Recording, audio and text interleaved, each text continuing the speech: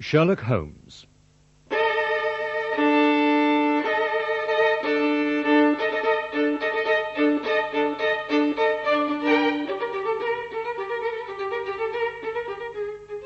We present Barry Foster as Sherlock Holmes and David Buck as Dr. Watson in a new dramatization of the short stories by Sir Arthur Conan Doyle, with John Hollis as Inspector Lestrade.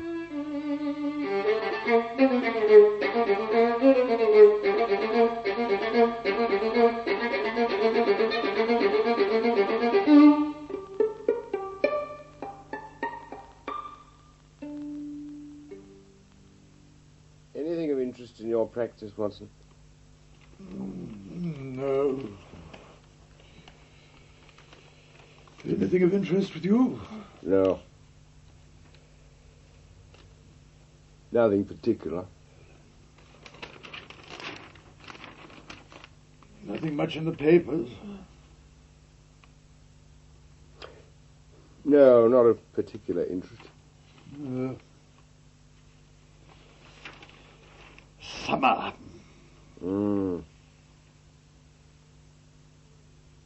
Nothing unusual. No. No, nothing. Come in. Good morning, gentlemen. Inspector Lestrade, you're very welcome. Come in and sit down. Thank you. Now, tell us why you're here. Anything remarkable on hand? No. A cigar, Dr. Watson? No, thank you. You don't mind if I do? Not at all.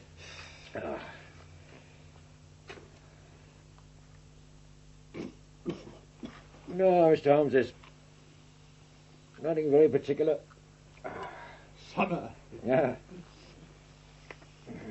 Well, I fancy there's some reason why you came. Tell me about it. Well, there is something, but it's such an absurd business, I don't think you'd be interested. On the contrary. How absurd. Well, queer. I mean, trivial, but queer. Well, I know you have a taste for anything out of the ordinary, but in my opinion it comes more into Dr. Watson's line than yours. A medical matter. A form of madness. I'm interested. What sort of madness? Would you believe there'd be anyone living today who had such a hatred of Napoleon that he would break any image of him that he could see? Oh, that isn't very interesting. Well, that's what I said.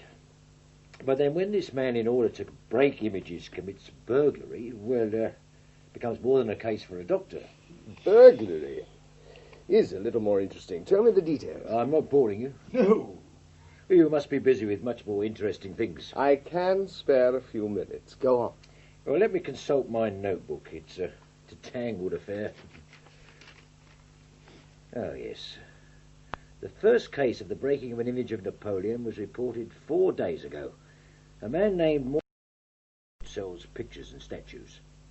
The assistant left the shop unattended for a moment, heard a crash, came back and found a plaster bust of Napoleon, which was standing with other, well, I suppose you'd call them works of art, on a counter. Found it had been smashed into fragments on the floor. It couldn't have fallen, so he rushed out into the street. But although 1 or 2 people had noticed a man run out of the shop, they had no clear description. It sounds like one of those senseless acts of hooliganism that occur these days. Exactly. It was reported to the constable on the beat as such. I mean, the bust was worth only a few shillings. It hardly seemed worth investigating. I agree. The second case occurred last night, also in Kennington Road. Near the shop, there's a doctor who has one of the largest practices in South London, Dr. Barnicott. Oh, yes, right. His residence and principal surgery is in Kennington, but he has a branch surgery and dispensary in Lower Brixton Road. And he is an admirer of Napoleon. As a matter of fact, he is. He bought 2 plaster busts from Morse Hudson, identical with the broken one, and put one in each surgery. Dr. Barnicott came down this morning and found he'd been burgled during the night and discovered the plaster head smashed against the garden wall. Anything else taken? No. This is better. This is certainly very novel, eh, Watson? Well, it gets more unusual because the doctor then went to his surgery in Brixton and a window had been opened during the night and the bust there. That had been smashed too. All over the floor and nothing else taken. Oh, well, we're dealing with a lunatic and he's left no clues. Now, Mr. Holmes, you have all the facts.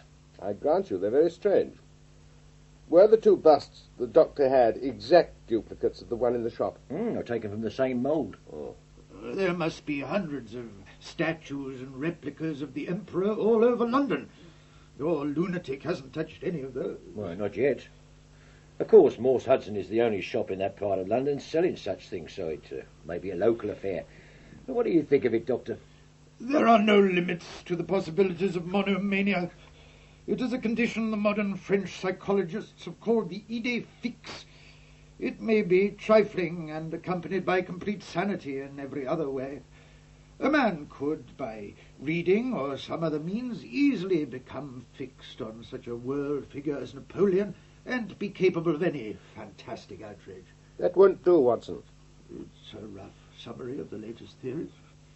It's not quite my field. No, I mean, whether idée fixe or not, it does not explain how this monomaniac found out where the busts were. Well, how do you explain it? I don't attempt to. I only observe that there is a certain method in these eccentric proceedings. For instance, in the doctor's residence, where a sound might rouse the family, the bust was taken out into the garden before being broken, but in the Brixton surgery, it was smashed on the floor. That is curious, but it's still a very minor affair. Some of my most classic cases have had the least promising beginning. Watson, remember that dreadful business of the Abernethy family? Oh, yes. How did that start? It was brought to my notice by the depth to which the parsley had sunk in the butter on a hot day. So, let me know, Lestrade, if there are any fresh developments.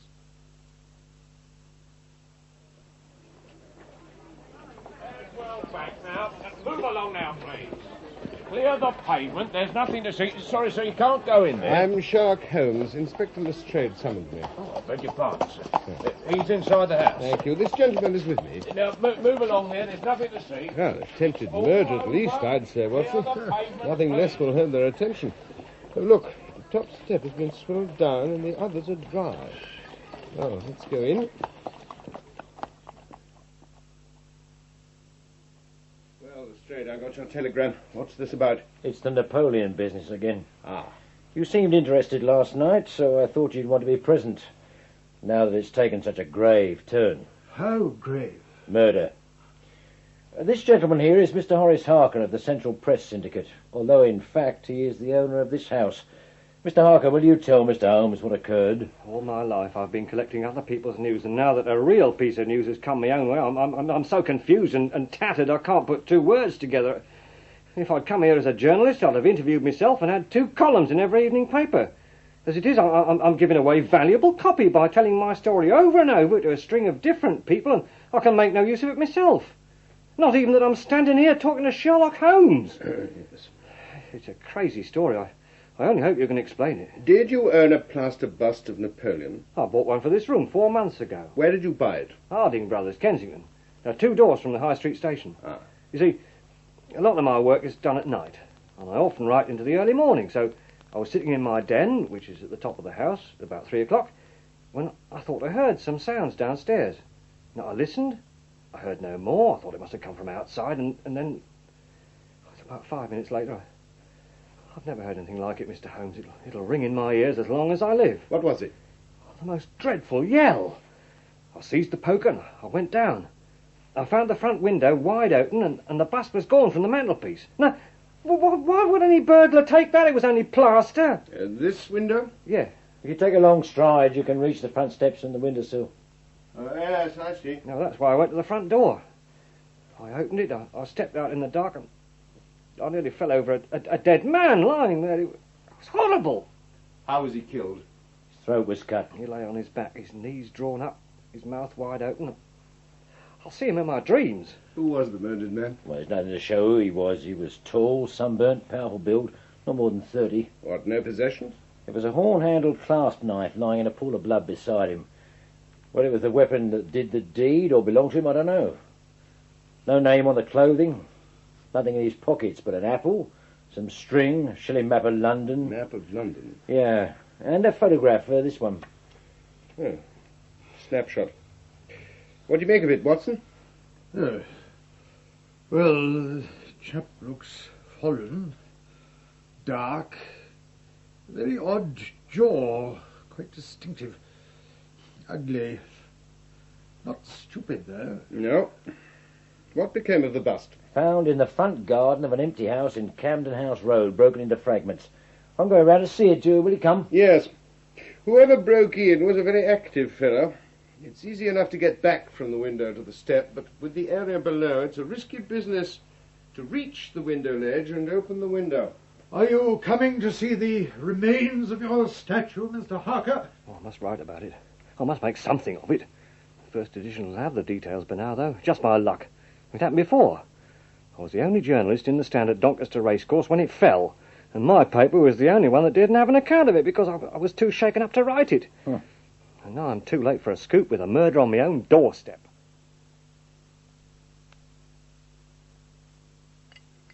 Completely smashed. In a frenzy, I'd say. Perhaps. Certainly a strange sort of criminal. Possession of this bit of plaster was worth more to him than human life. But why break it here? He must have been rattled by meeting the other fella and a murder and ran. Why this garden? The house is empty. He wouldn't be disturbed. He passed another empty house before he came to this.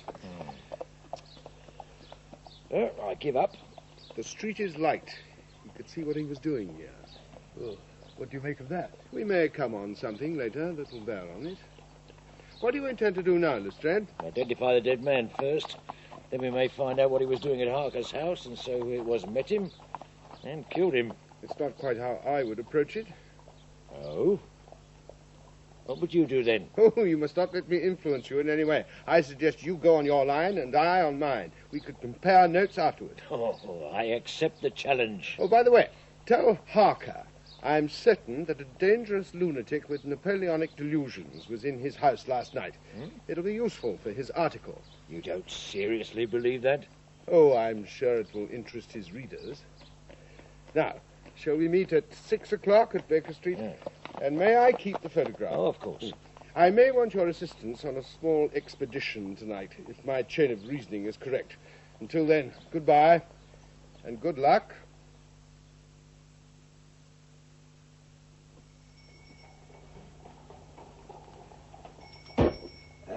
Yes, gentlemen, what can I do for you? Are you Mr. Morse Hudson? I am. We're inquiring about a bust of Napoleon. Well, I'm afraid I don't have any. But you did have one that was broken. Yes, I don't know what we pay rates and taxes for when any ruffian can walk in off the street and break what he fancies and walk away. It's a nihilist plot, that's what it is. The doctor bought two and his got smashed. And why? Anarchists. No one but an anarchist would go about breaking statues. That's what they do, you know. Red Republicans, that's what I call them. They're behind it. Yes. Where did you get the statues from? Stepney, Gelder and Co. in Church Street. They're a well-known house in the trade. Have been for 20 years. Watson shared the photograph. Oh, do you know this man? Oh, with a face like that, you wouldn't forget that easily. Yes, that's Beppo. He worked here. Did he? Is he here now? Oh, no, left last week. He was an Italian, kind of a piecework man. Could carve a bit, gild frames, that sort of thing. Do you know where he is now? No, I don't know where he came from, nor where he went to. I've nothing against him while he was here. Did Beppo leave before the bust was smashed? Oh, yes, 2 days before, as a matter of fact. But you mark my words, it's them anarchists. They're always smashing statues. Yes, nobody but an anarchist would do a thing like that. That is so, Mr. Holmes. It was a copy in marble of Devine's head of Napoleon. We have taken hundreds of plaster casts from it. Now, let me see. Yes, 3 were sent to Morse Hudson by us a year ago. Half of a batch of 6. Where did the other 3 go? To Harding Brothers of Kensington. Do you know that someone has been going around destroying these busts? They aren't that bad. But can you think of a reason? No, none at all. They're worth practically nothing as works of art. They're just decoration. How much are they worth? We sell them for 6 shillings. A retailer could charge 12 shillings or more if he could get it. How is the cast made? In 2 halves. Each side of the face is cast in a mould, then they are joined together. Do you employ many Italians? Oh, yes. This is a traditional trade for them. Watson? Oh, do you know this man? Ah, do I know him? I know him very well. We have been in business, Gelders, for 30 years. No trouble, always respectable. And the only time we have the police, it was over this fellow. When was this? Just over a year ago. He knifed another Italian in the street, and then he came to the works with the police on his heels. He was captured here. Served me right for hiring a man with such a face. He was a good workman, though. What was his name? Beppo. Is he in prison? He only got 1 year. The other man lived. He's probably out by now. And the busts were sold by you a year ago? Yes. How very interesting. Thank you. You have been of the greatest possible help. My pleasure. Murder by madman! Murder by madman! Read all about it! Yeah, lad. Murder by madman! 2 doors from the station, he said. Ah, there it is. Harding Brothers. Ah, look at this. Kensington outrage, murder by madman. Harker did get his story in then. It is most satisfactory to know that Mr. Lestrade, one of the most experienced members of the official force, and Mr. Sherlock Holmes, the well-known consulting expert, have each come to the conclusion that the incidents arise from lunacy rather than from deliberate crime. The press is a valuable institution, Watson, if only you know how to use it. Now, let us see the manager of Harding Brothers. Yes, sir. 3 busts from Gelders. I sold one to Mr. Harker, one to Mr. Josiah Brown, there's the address, in Chiswick, and one to Mr. Sandford in Reading. Do you recognize this picture? No, I do not. Do you employ Italians? A few? Could anyone see this sales book? Yes, there's no particular reason to keep a watch on it. Well, I hope I've been of some help. We don't like to think of lunatics roaming in Kensington. Well, what luck, Lestrade. Tell me what you found out, and then I will tell you where we're going tonight. Oh, confident as ever. What have you done today? We traced the busts from their beginning. Well, you have your own methods, but I think I may have done the better day's work. I dealt with the murder. I have identified the dead man and found a cause for the crime. Splendid. Tell us. We have a man who makes a speciality of the Italian community. Well, I asked Inspector Hill to look at the body. He knew him straight away. One of the worst villains in London, Pietro Vannucci. And, what's more, connected with the mafia, a secret political society which enforces its decrees by murder, which means that the other fellow was probably a member as well, who broke the rules somehow, and Pietro was set on his track. That's why he had the photograph and the map. He follows the fellow, sees him enter the house, waits for him. They have a scuffle, and the other fellow knifes Pietro. That must be how it happened. How's that for a day's work, Mr. Holmes? Excellent. But I didn't quite follow your explanation of the destruction of the busts. Oh, they're just petty larceny. This is the mafia. This is murder. What next, then? We go down to the Italian quarter and find the fellow in the photograph. Will you come with me tonight? I fancy going to Chiswick. Chiswick? Yes. There's no Italians in Chiswick. A bargain. If you will come with me tonight to Chiswick, I'll go with you tomorrow to the Italian quarter. How's that? A few hours won't make much difference. We shall not go out until late, probably 11, and we may have a long wait. Dine with us, Lestrade. Yeah, if it's what you want, I'll go with you. And anyway, I always enjoy dinner here, so the night won't be wasted. Good. Watson, would you ring for an express messenger? I have a letter to send, and it's important it goes at once. Yeah, of course.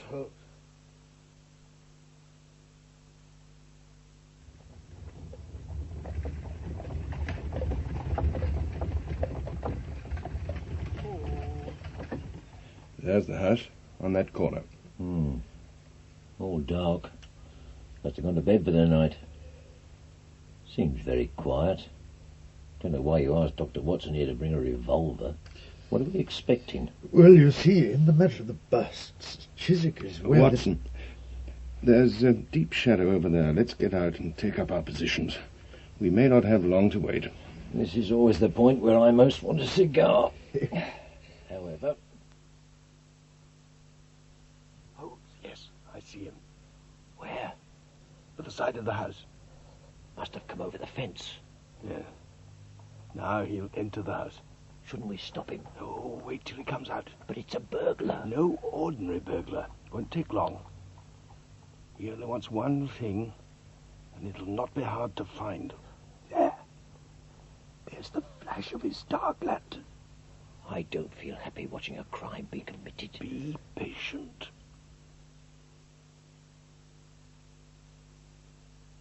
Look, Watson.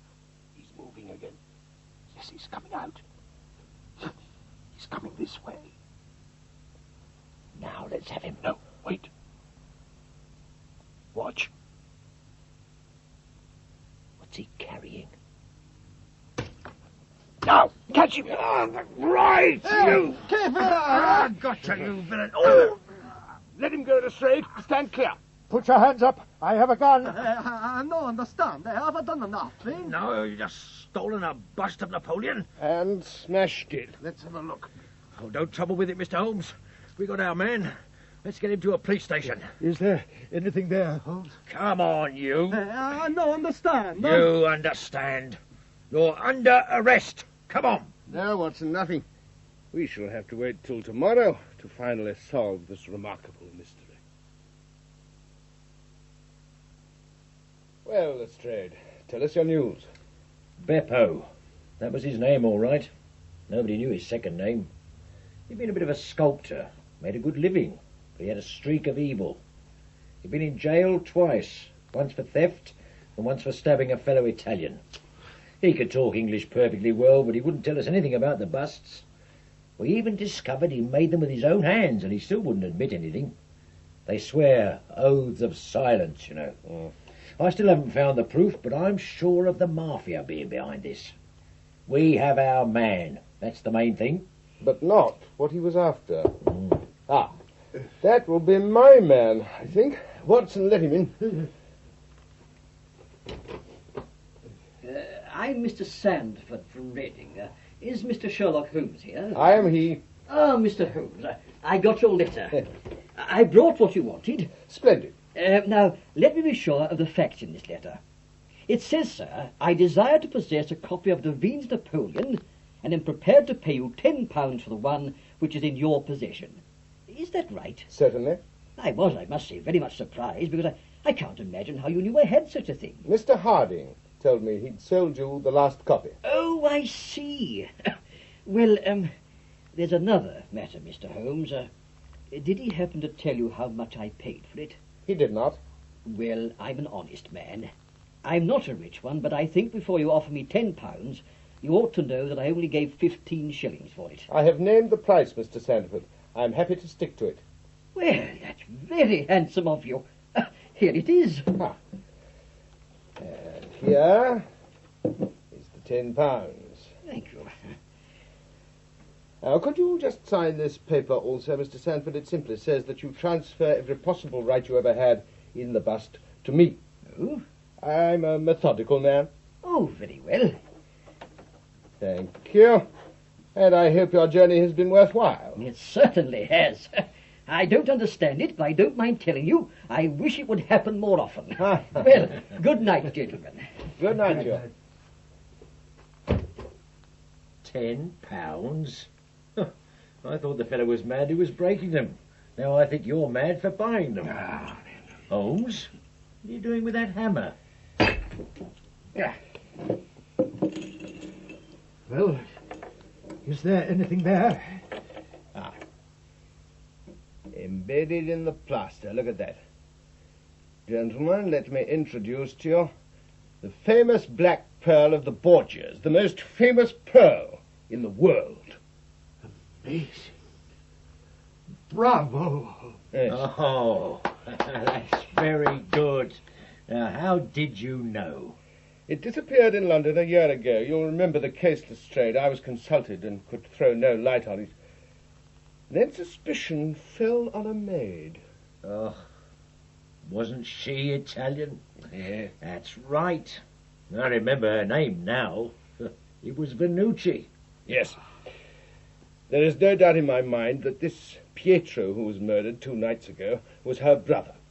I've been looking up the dates in the old files of the paper, and I find that the disappearance of the pearl was exactly 2 days before the arrest of Beppo for some crime of violence, an event which took place in the factory of Gelder & Co. at the very moment when these busts were being made. Now, you clearly see the sequence of events, though you see them, of course, in the inverse order to the way in which they presented themselves to me. Beppo had the pearl in his possession. Now, he may have stolen it from Pietro, he may have been Pietro's confederate, he may have been the go-between for Pietro and his sister. It is of no consequence to us which is the correct solution. The main fact is that he had the pearl, and at the moment when it was on his person, he was pursued by the police. He made for the factory in which he worked. He knew that he had only a few minutes in which to conceal this enormously valuable prize, which would otherwise be found on him when he was searched. 6 plaster casts of Napoleon were drying in the passage. One of them was still soft. In an instant, Beppo, a skillful workman, made a small hole in the wet plaster, dropped in the pearl, and with a few touches covered over the aperture once more. It was an admirable hiding place. And then he went to jail for a year, and the busts were scattered all over London. He wouldn't know which one contained the treasure. So he had to find them and break them. I see it all now. And he knew the trade. He could track them down. Meanwhile, Venucci was tracking him. And ended with his throat cut. Why did he carry a photograph when he knew the man? To show to others as he searched for him. After the murder, Beppo had to be in a very great hurry.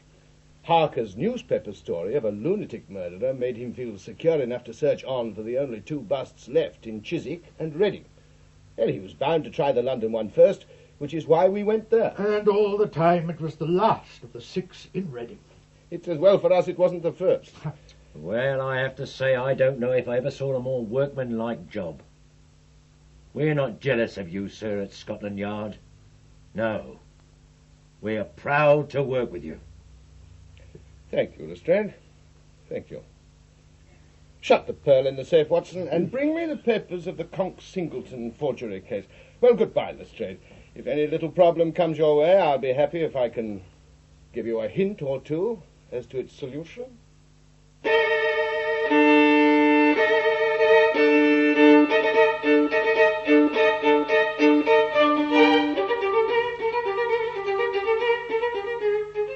That was Barry Foster as Sherlock Holmes and David Buck as Dr. Watson in The Six Napoleons by Sir Arthur Conan Doyle, dramatised for radio by Bill Morrison.